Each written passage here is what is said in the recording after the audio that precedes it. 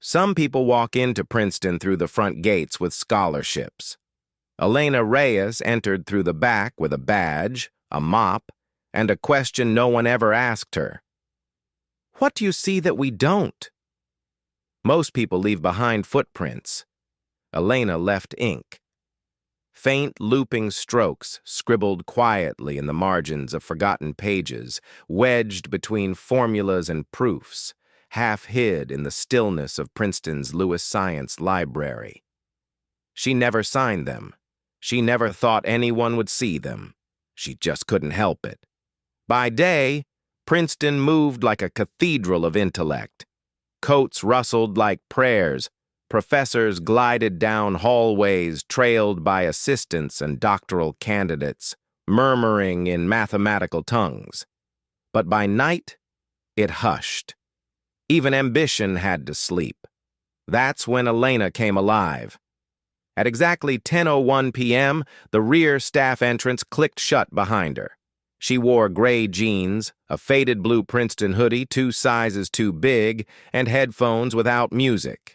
Her job, reshelve returned materials, clean the reading areas, check inventory. No one asked more of her. No one really spoke to her. And that suited her fine. Because Elena had a secret. In the silence between tasks, she read. Not novels, not magazines. She read math, real math, advanced topology, category theory, fractals in geometry, edge cases in group theory, books with titles like Modular Forms and Hecke Operators or the Langlands Program. They comforted her. They made the noise in her mind quiet down. She didn't understand everything, but she understood enough to want more. On a Thursday night in late November, Elena found it. A dense, red-covered volume left on a side table in the northwest study room. On the structure of recursive constraints in nonlinear manifolds. The cover creased. No bookmarks, but a folded sheet of scratch paper peeked out from the back. She carried it to her favorite spot, the corner desk beneath the tall stained glass window, where the moonlight bled through colored panes and dust danced in the silence. She sat, opened the book, flipped pages slowly, then stopped. There, on page 148, was a proof with a gap, a claim that leapt a step too far, a missing bridge. Her fingers hovered.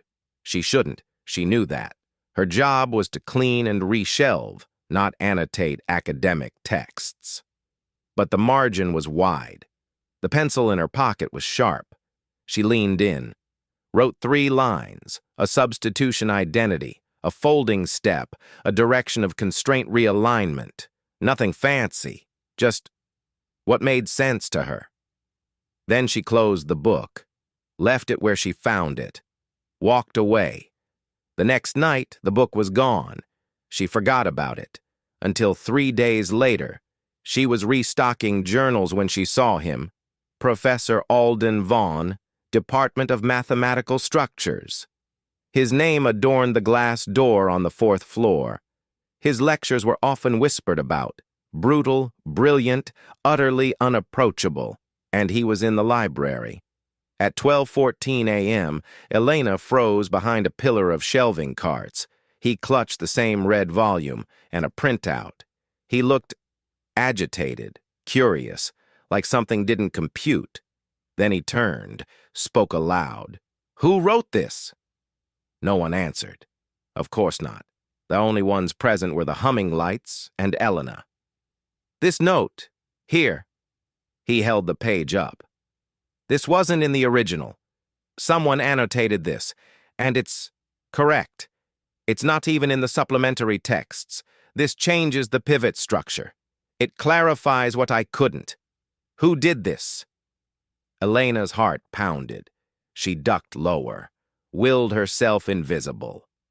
Professor Vaughan frowned, scanned the room one last time, then tucked the printout under his arm and walked out. That should have been the end. But the next night, at 10:59 p.m., Elena's manager handed her a note. Handwritten. To the individual responsible for the margin note in RCNM, page 148, I request a conversation. Conference room B, midnight, no obligation, no consequences. A. Vaughn. Elena stared at it. Her first instinct was to crumple it, burn it, pretend she never saw it. But she didn't. At 11:58, she stood outside conference room B. At 12 o'clock, she opened the door. Vaughn sat at the far end, arms crossed, expression unreadable. On the table lay the book. Her note was circled in red. He looked up. You? She nodded slowly. Didn't speak. Sit. She did. Did you copy this from somewhere? She shook her head. Then how did you know to do this step here, the constraint realignment? She answered honestly. It felt wrong without it, like skipping a breath. He blinked, leaned back. You're not a student? She shook her head again. Then who taught you? Books, mostly the ones no one checks out. A silence stretched, but it wasn't heavy. Finally, Vaughn leaned forward. I've been stuck on that transition for 6 months. You solved it in pencil, in the dark, without credit. Why? Elena hesitated, then said quietly, because it was lonely not to. Vaughn tapped the book once. Tomorrow, my office, 7 p.m. Why? Because Princeton doesn't waste minds. Not anymore. And neither do I. As she walked back through the library, moonlight pooling on marble floors, Elena didn't smile. But her steps were different. They were lighter, and they left ink behind. Elena had never seen Professor Vaughn up close in daylight. Under fluorescence, he looked sharper, more deliberate. Less like a myth and more like a man who hadn't slept in weeks. His office, tucked behind 2 frosted glass panels on the 3rd floor, was surprisingly plain. No awards on the walls, no article, just books. Hundreds of them, arranged not by title or author, but by thickness. She stood outside for exactly 30 seconds before knocking. Come in, he said. Elena stepped inside. Her palms were sweating. Vaughn didn't look up. He was reading a dense printout, scribbled with red ink. Sit. She did. A beat of silence passed, then another. She opened her mouth, but he spoke first. That constraint substitution. Did you see it somewhere else? She shook her head. No. Then explain your logic. Elena leaned forward slightly. The previous variable matrix created a loop. It felt like trying to balance a ladder on one leg. But if you shifted the axis rotation, the constraint dissolves instead of compounding. He finished. She nodded. He finally looked at her. Studied her face, not in judgment, but in calculation. You do understand, he murmured. And you weren't lucky. Elena swallowed. I don't have a degree, not even a GED. Vaughn raised an eyebrow. Then how did you get this job? I applied twice, then again. The 3rd time I wrote a letter. I needed access to books. That made him pause. You took a minimum wage job just to read? I didn't come to Princeton, she said quietly. I came near it. Vaughn sat back in his chair. The hum of the radiator filled the silence. There's a symposium next month, he said at last. Advanced constraint theory. You'd be invisible in the room, but you'd hear everything. Elena blinked. Are you inviting me? He didn't smile. I'm issuing a challenge.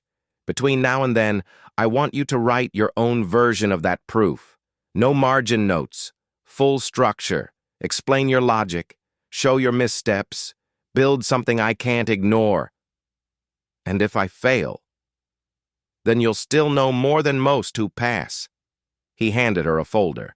Inside, a blank graph pad, a printout of the original paper, and a sticky note that said simply, You have 3 weeks. She took it with both hands. When Elena left the office, the hallway seemed louder, brighter, as if the world had leaned in. She didn't go back to the library. She went to the east stairwell, sat on the fourth step, and opened the folder again. And for the first time in her life, someone had asked her to try, not to obey, not to disappear, not to clean, but to think, fully, freely. She didn't know if she could rise to it, but she knew she had to try, because somewhere deep inside, beneath years of silence and shelving and sweeping, something had stirred, something dangerous, something hopeful, belief, and it had her handwriting. That evening, in an office across campus, another conversation was happening. Professor Vaughn stood before a wall-sized blackboard, pointing to Elena's annotated correction. Opposite him stood a guest, Dr. Marcus Hallwell, visiting professor from Harvard and chair of the North American Mathematics Review. "She saw this?" Hallwell asked, eyes narrowed. "She wrote it," Vaughn replied. Hallwell was silent a moment. Then, "You're saying a janitor cracked a pivot constraint that stalled your department for 6 months?" "I'm saying she didn't stall. She solved." Hallwell exhaled. "If word gets out, this will shake some egos." Vaughn allowed himself the faintest smile. "Good. They've been too comfortable." Hallwell tapped his finger against the chalkboard. "When she's ready, I want to meet her." Elena didn't sleep that night. The folder Vaughn gave her sat beside her bed like a heartbeat. She opened it again and again, tracing each printed line with her fingers. The numbers didn't intimidate her. The expectations did. At 6 a.m., she brewed coffee with shaking hands. By 6:15, she was writing. The first 10 pages were a disaster. Mismatched logic, sloppy assumptions, shortcuts that felt like cheating. She ripped them out and started again. By the second evening, she found a rhythm. She shelved books, cleaned floors, then took her notebook into an unused reading room where the lights buzzed low and steady. Every line she wrote, she whispered out loud like she was casting a spell. But whispers don't stay secrets forever. On the 5th night, someone knocked on the glass wall of the room. Elena flinched. It was a student, thin, pale, sharp-eyed. She recognized him from the math department. Brandon Liu, graduate researcher, published, precise, and territorial. He opened the door without waiting. "You're not supposed to be in here," he said.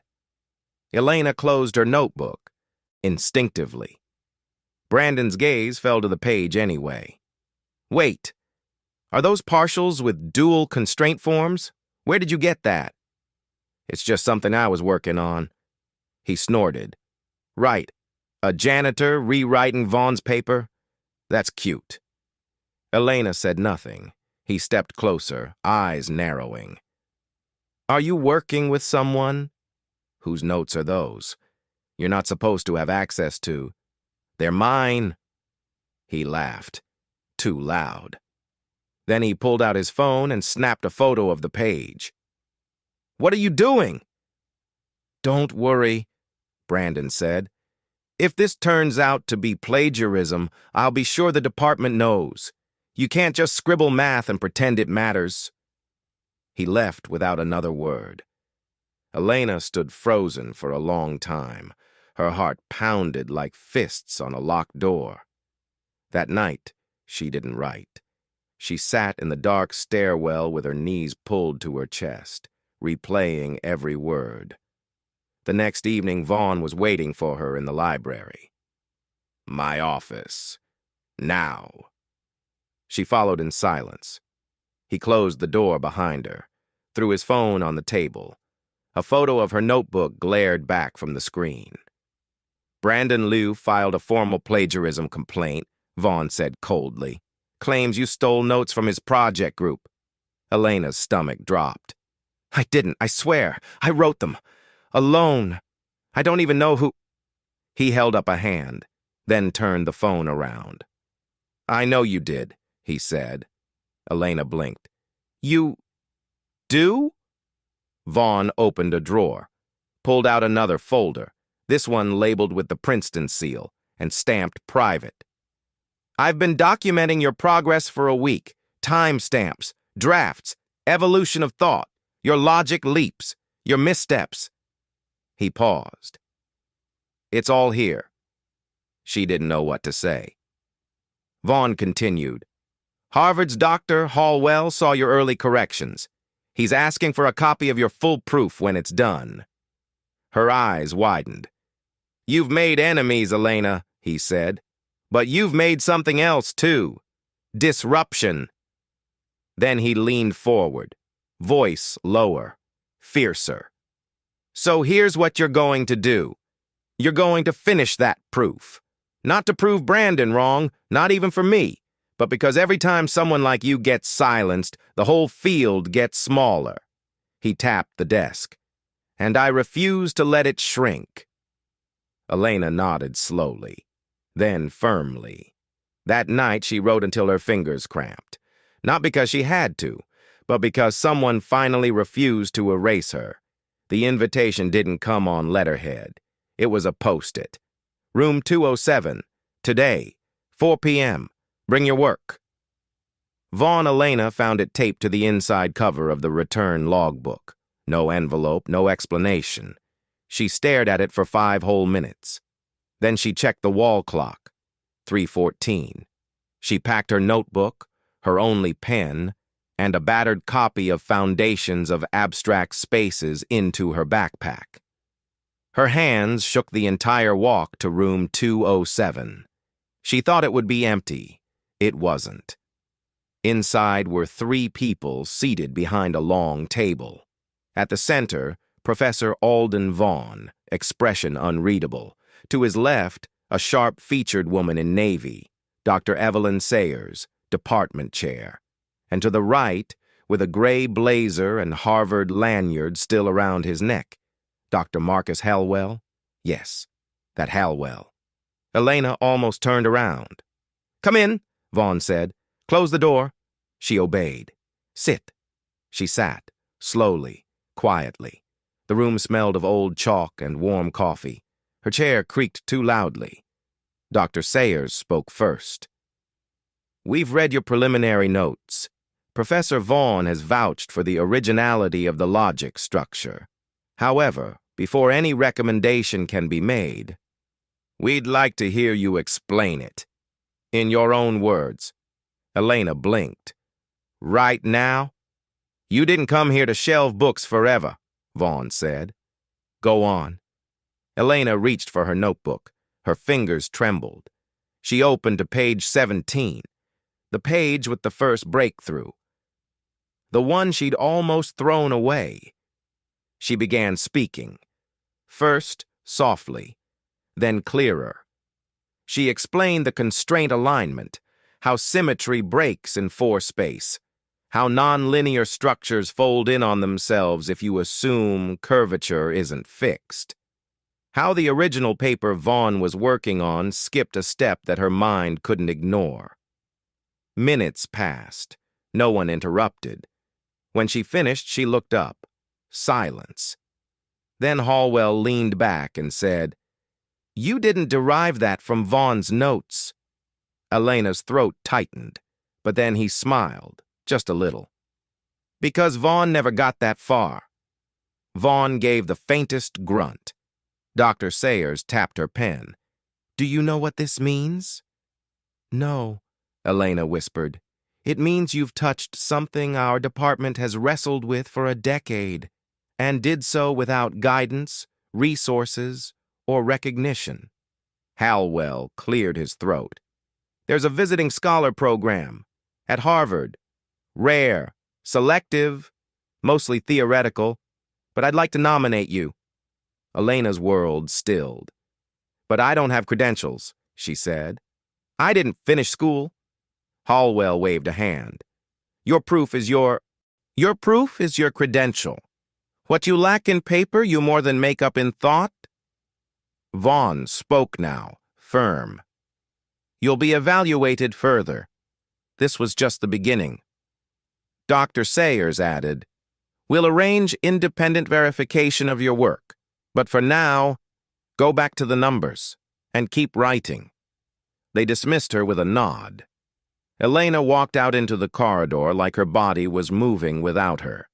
The floor beneath her felt lighter, the air brighter.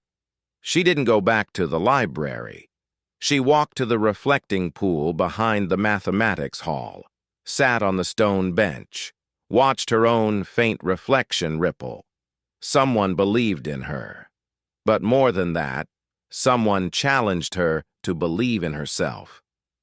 She pulled her notebook back out, opened to a blank page. The tip of her pen hesitated. Then she wrote 3 words. Let's begin again. The rumors started before sunrise. Elena arrived for her shift an hour early the next day. She hadn't planned to. She simply couldn't sleep. The library lights were still off. The halls echoed with the soft hum of heat through old pipes. When she opened the staff closet, a folded piece of paper was taped to her locker. You're not special. You're just a story someone wants to believe. There was no signature. She stared at the note for a long moment, then tore it in half, dropped it in the trash, and went to work. But her hands were slower, her grip less certain. The confidence from the day before flickered like a bulb in an old ceiling. By mid-morning, students stared when she passed. A few whispered. One even pointed. She heard her name under breath like static. Elena, the girl, the janitor. When she walked into the library's west wing, a group of grad students went quiet. One of them, a thin woman in a Princeton sweatshirt, didn't bother hiding her disdain. She's just Vaughn's project, she muttered. A PR move with a math problem attached. Elena turned around, didn't speak, didn't flinch. She returned to her desk and kept working. That evening, Vaughn appeared without knocking. We need to talk, he said. Now.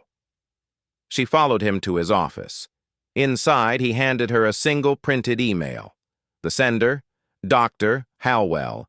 The subject, scholarly integrity concerns. It wasn't from him directly. It was forwarded from another faculty member, Brandon Liu. Vaughn spoke evenly. They're claiming you had access to archived draft versions of my paper, that your work is an evolution of prior drafts and not original. Elena's mouth went dry. That's not true. I know. Then why? Because you're visible now, he said, and visibility makes enemies. He placed a folder in front of her. We're going to fight this, but not with anger, with work. We'll document every version you've written from scratch. We'll time-stamp it. We'll show the thought trail. Elena looked at the folder. Blank pages, new graph paper. Start over? Number. Show them you never stopped. She took the folder. Her hands no longer trembled. But the silence lingered. The looks followed her, and even when she tried to focus, the whispers echoed between every number.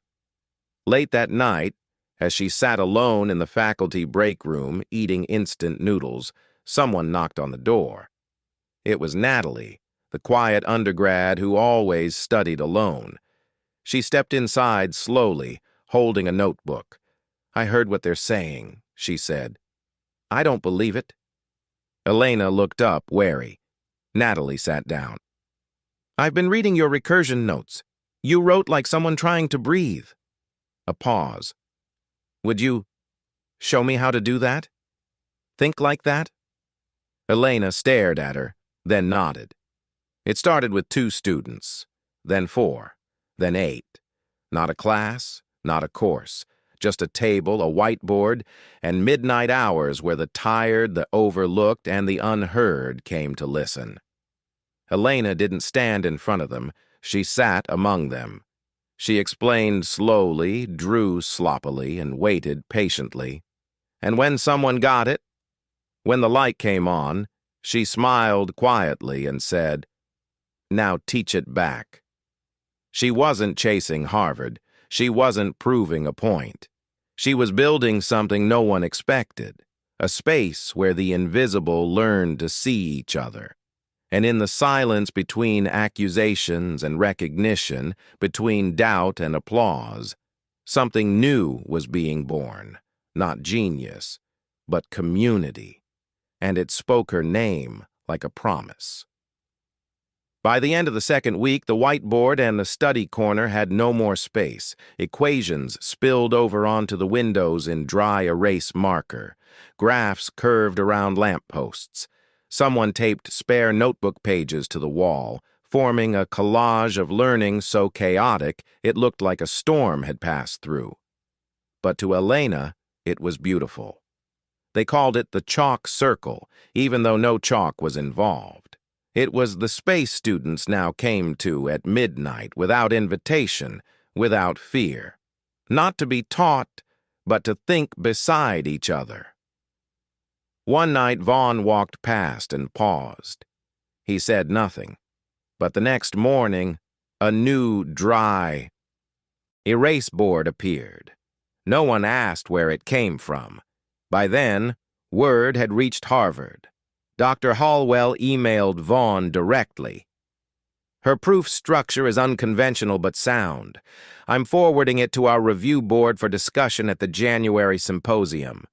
If the noise doesn't drown her, she may well redefine how we teach recursion." But the noise was building. Brandon Liu wasn't finished. He began speaking to the campus paper, framing Elena's rise as a media distraction and questioning Vaughn's impartiality. An anonymous editorial published under the title "Merit or Mascot" made its rounds.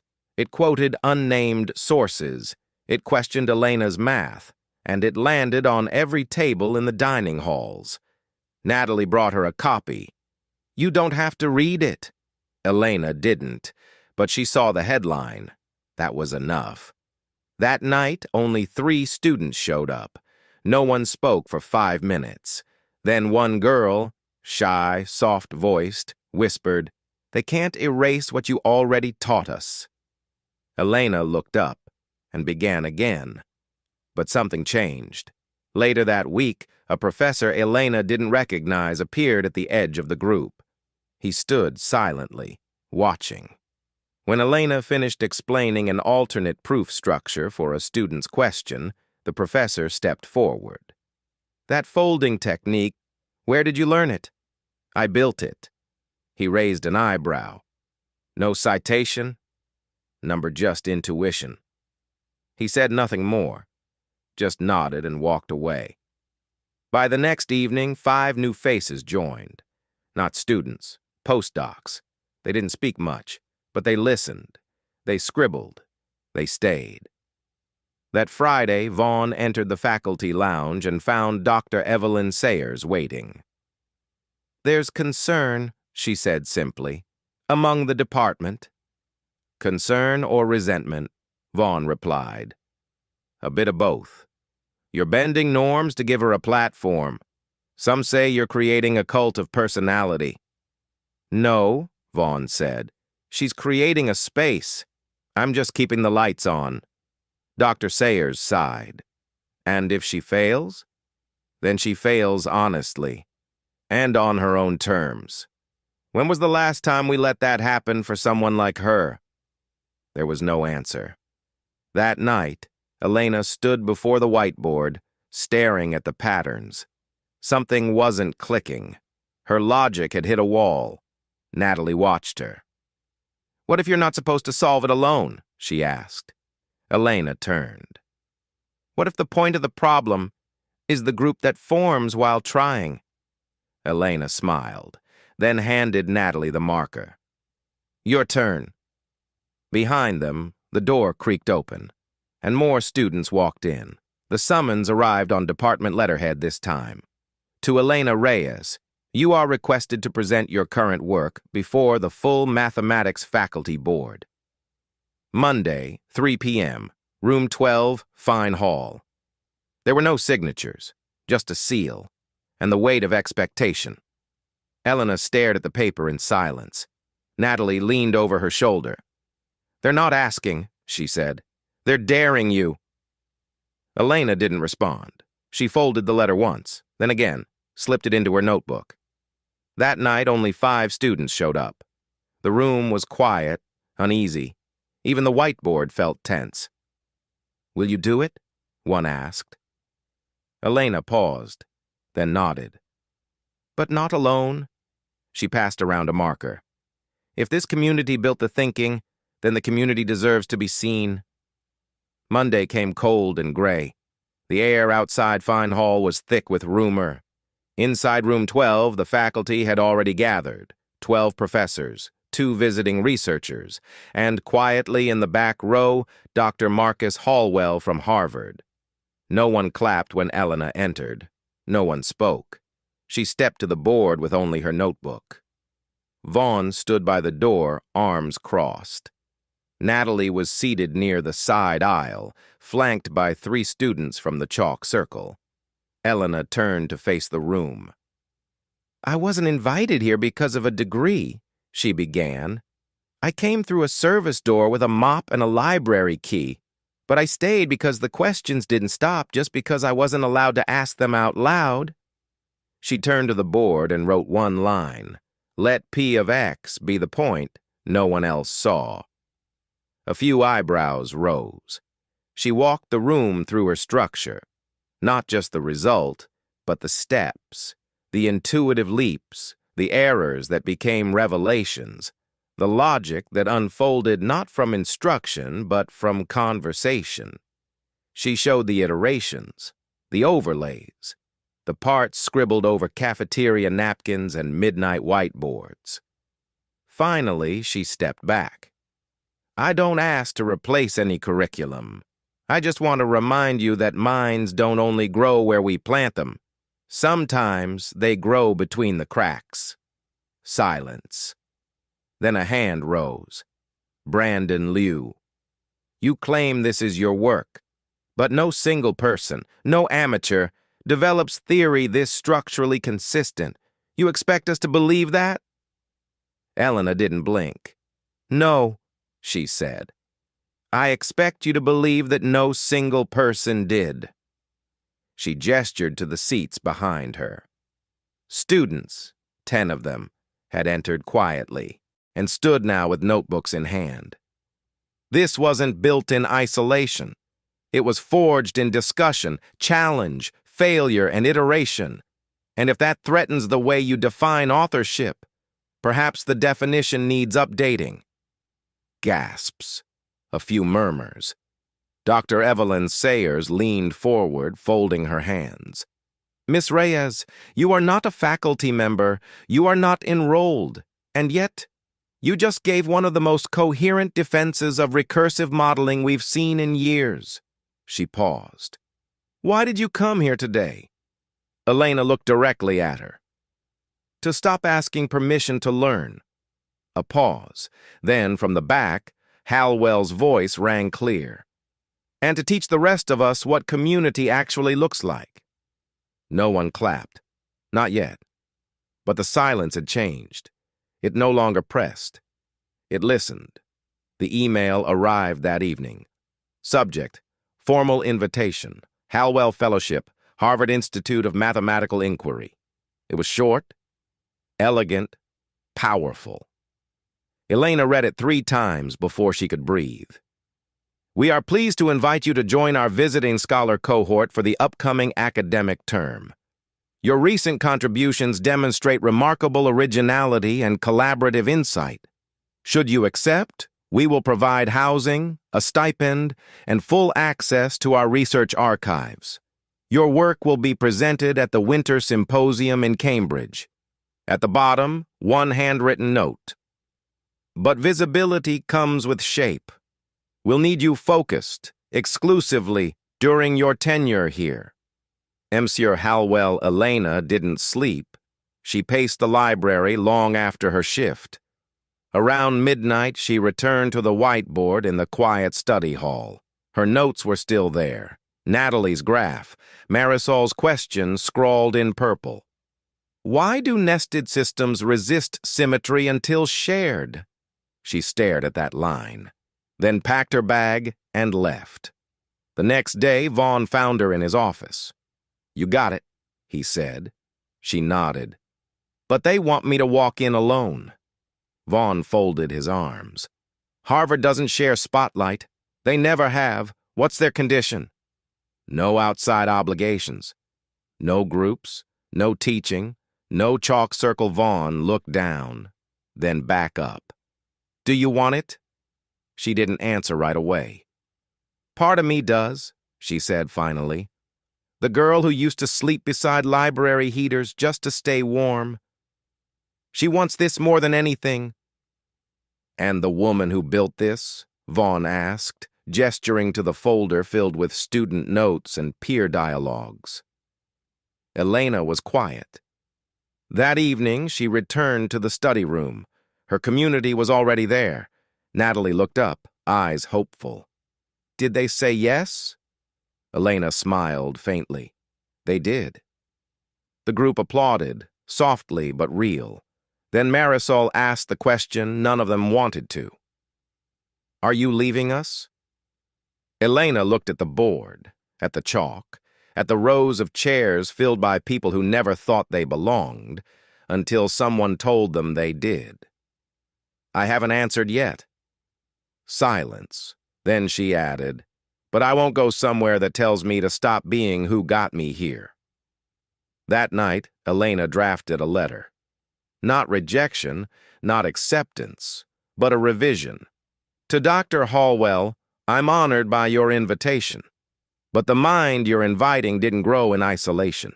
It formed in shared space, built by those you haven't met yet.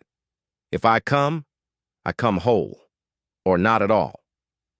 Elena Reyes. She hit send. No fireworks followed. But when she walked back into the chalk circle at midnight, someone had written on the whiteboard, proof isn't always numbers. Sometimes it's the people who show up when you're about to quit. Elena didn't know what would happen next, but she knew this. She wouldn't trade her voice for someone else's silence. Not now, not ever. The response came 2 days later. No preamble, no flourish. We appreciate your principled stance. Unfortunately, the terms of the fellowship are fixed. We wish you the best in your academic journey. Office of Dr. M. Hallwell. Elena read it once, closed her laptop, and exhaled. Not relief, not regret, just truth. But news spreads fast, and so do opinions. Within 24 hours, the Princeton faculty email thread lit up. Some praised her integrity. Others called it emotional theatrics. A senior professor from applied mathematics called Vaughn's support of her institutionally dangerous. The department requested a closed-door meeting. Vaughn was summoned first. He returned to the library that evening, his expression unreadable. They want me to take a step back, he told Elena. From what? From you, from the chalk circle, from anything that isn't... He hesitated. Official. Elena felt the floor shift under her. So they're punishing you for backing me? No, Vaughn said. They're punishing possibility. She didn't cry. She didn't shout. She just nodded and went back to the whiteboard. That night, the room filled slowly. Students, postdocs, even a teaching assistant Elena had never spoken to before. Natalie brought tea. Marisol brought her sister. They didn't know what had happened. But they knew what mattered. Elena showed up. And so did they. 3 days later, a brown envelope appeared in Elena's locker. No return address. Inside was a printed memo. Subject, informal audit. Unauthorized instructional gatherings. It listed room numbers, dates, and estimated attendance. The chalk circle. It wasn't a threat, not yet, but it was a warning. That night, Vaughn visited Elena one last time. "They're not afraid of you," he said. "They're afraid you'll prove that learning doesn't need their permission." "Then what do I do?"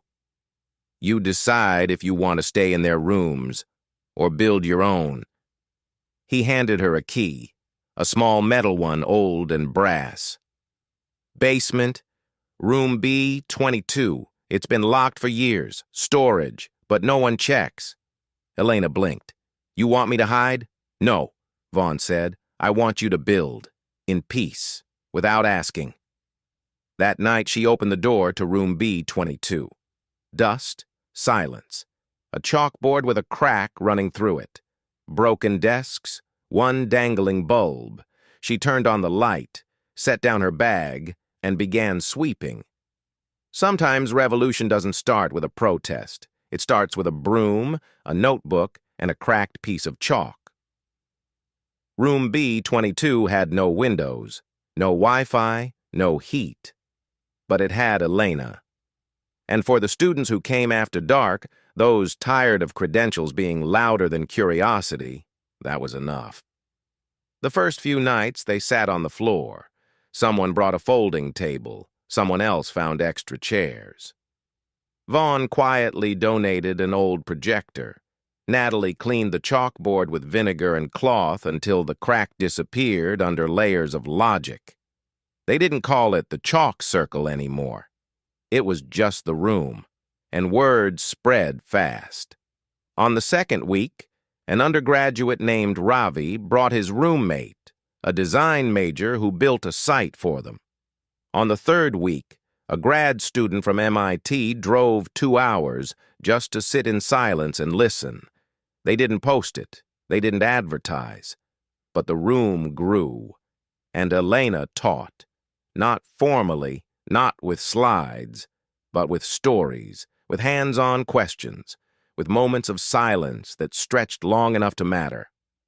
One night, after a session on symmetric collapse and identity matrices, Marisol raised her hand. "Miss Reyes?" "Yes?" "How do you know if you're ready to teach?" Elena looked at her, then down at her own hands. "When you're more excited by their questions than your answers." The room went quiet. Then, softly, someone started writing again. By December, the department could no longer ignore her. Not because she demanded attention, but because her absence from the official board had become embarrassing. Publications began referencing a Princeton-born method developed through student collaboration. Even Hallwell circled back, this time with fewer conditions, this time offering a visiting position, not a fellowship. Elena said no, but she sent back a packet of her students' work. "If you want brilliance, here it is, and none of them had to leave who they were to earn it." Then 1 week before winter break, something unexpected happened. A letter, official. Princeton University Department of Mathematics invites Elena Reyes to co-teach a 1-credit experimental course, Collaborative Inquiry in Nonlinear Systems, spring term, title, Guest Instructor. Vaughn said nothing when he handed it to her. He didn't need to. Her hands shook as she unfolded the page. She wasn't a student. She wasn't a professor. She was the proof. And it stayed. On the first day of class, the room was already full. The whiteboard gleamed. The syllabus was 1 page long. At the top, "Come curious, leave unfinished." Natalie sat in the front row. Elena stood behind the desk holding a piece of chalk. She wrote 5 words. "What did we overlook today?" Then she turned to the room. "I'm not here to lecture," she said. "I'm here to learn what we can build if no one's told we don't belong." Silence. Then scribbles. Murmurs. One brave voice offering the first equation. And so it began. Again. Not because a system allowed it, but because one girl refused to stay outside its walls, and built a door, and this time she held it open. But they knew what mattered. Elena showed up, and so did they. 3 days later, a brown envelope appeared in Elena's locker. No return address. Inside was a printed memo. Subject, informal audit. Unauthorized instructional gatherings. It listed room numbers, dates, and estimated attendance. The chalk circle. It wasn't a threat, not yet, but it was a warning. That night, Vaughn visited Elena one last time. "They're not afraid of you," he said. "They're afraid you'll prove that learning doesn't need their permission." "Then what do I do?" "You decide if you want to stay in their rooms or build your own." He handed her a key, a small metal one, old and brass. "Basement, room B22. It's been locked for years. Storage, but no one checks." Elena blinked. "You want me to hide?" "No," Vaughn said. "I want you to build, in peace, without asking." That night she opened the door to room B22. Dust, silence. A chalkboard with a crack running through it. Broken desks, one dangling bulb. She turned on the light, set down her bag, and began sweeping. Sometimes revolution doesn't start with a protest. It starts with a broom, a notebook, and a cracked piece of chalk. Room B22 had no windows, no Wi-Fi, no heat. But it had Elena. And for the students who came after dark, those tired of credentials being louder than curiosity, that was enough. The first few nights they sat on the floor. Someone brought a folding table. Someone else found extra chairs. Vaughn quietly donated an old projector. Natalie cleaned the chalkboard with vinegar and cloth until the crack disappeared under layers of logic. They didn't call it the chalk circle anymore. It was just the room, and word spread fast. On the second week, an undergraduate named Ravi brought his roommate, a design major who built a site for them. On the third week, a grad student from MIT drove 2 hours just to sit in silence and listen. They didn't post it. They didn't advertise. But the room grew, and Elena taught. Not formally, not with slides, but with stories, with hands-on questions, with moments of silence that stretched long enough to matter. One night, after a session on symmetric collapse and identity matrices, Marisol raised her hand. "Miss Reyes?" "Yes?" "How do you know if you're ready to teach?" Elena looked at her, then down at her own hands. "When you're more excited by their questions than your answers." The room went quiet. Then, softly, someone started writing again. By December, the department could no longer ignore her. Not because she demanded attention, but because her absence from the official board had become embarrassing. Publications began referencing a Princeton-born method developed through student collaboration. Even Halwell circled back, this time with fewer conditions, this time offering a visiting position, not a fellowship. Elena said no, but she sent back a packet of her students' work. "If you want brilliance, here it is, and none of them had to leave who they were to earn it." Then 1 week before winter break, something unexpected happened. A letter, official. Princeton University Department of Mathematics invites Elena Reyes to co-teach a 1-credit experimental course, Collaborative Inquiry in Nonlinear Systems, spring term, title, Guest Instructor. Vaughn said nothing when he handed it to her. He didn't need to. Her hands shook as she unfolded the page. She wasn't a student. She wasn't a professor. She was the proof. And it stayed. On the first day of class, the room was already full. The whiteboard gleamed. The syllabus was 1 page long. At the top, "Come curious, leave unfinished." Natalie sat in the front row. Elena stood behind the desk holding a piece of chalk. She wrote 5 words. What did we overlook today? Then she turned to the room. I'm not here to lecture, she said. I'm here to learn what we can build if no one's told we don't belong. Silence. Then scribbles. Murmurs. One brave voice offering the first equation. And so it began. Again. Not because a system allowed it, but because one girl refused to stay outside its walls and built a door. And this time, she held it open. The chalkboard in room B22 had changed color. Not from repainting, but from use. From hands that wrote in the quiet. From ideas that stretched the limits of what a borrowed room could contain. The crack that once cut across the bottom corner had disappeared under layers of chalk dust, formulas, and voices that had once thought they didn't belong. Elena stood in front of it again, this time in a faded gray blazer with threadbare elbows. Her neon pink sweater, once her quiet rebellion, now lived folded in a drawer. She didn't need it anymore. Her presence alone was statement enough. A soft knock. Come in, she said without turning. Natalie entered, arms full of folders. All 5 schools confirmed, Swinton too. Their curriculum director said the program was disruptive in the best way. Elena smiled faintly.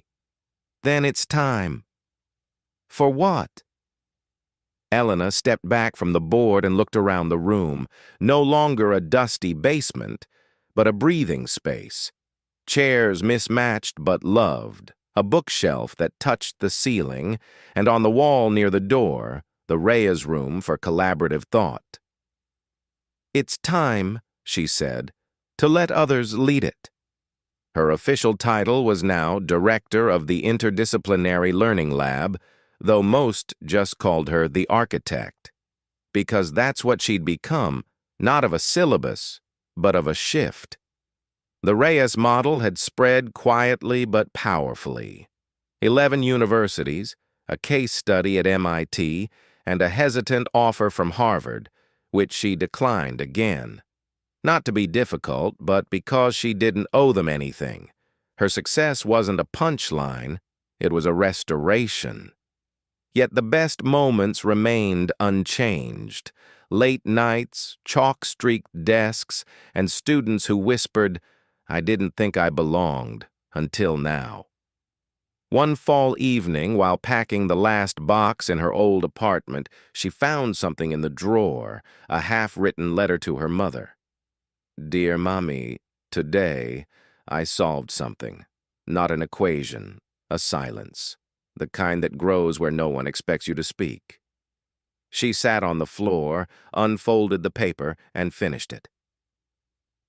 And I hope, wherever you are, you see that the world finally made room for my voice, for all our voices. Love, Elena. She slid the letter into the submission box for the new student journal. It became the first page. Weeks later, in a community extension lecture, a girl sat in the back, 15, from East Camden, threadbare backpack, a notebook that looked like it had weathered storms. She didn't speak, just stared. After class, Elena approached. You understood that folding proof, didn't you? The girl shrugged. I saw something like it once, online. You're not enrolled. Number I, just clean the room. Elena didn't hesitate. She handed her a blank notebook. If you stay, she said, I'll teach you. And one day, you'll teach me back. Years later, Elena returned to Princeton, not for a speech, for a plaque. The Reyes room was being relocated to a new building. Vaughn had retired. Natalie had become a department advisor. But the chalkboard, Elena asked for it to stay. Why? Someone asked. She smiled. Because that's where it all began.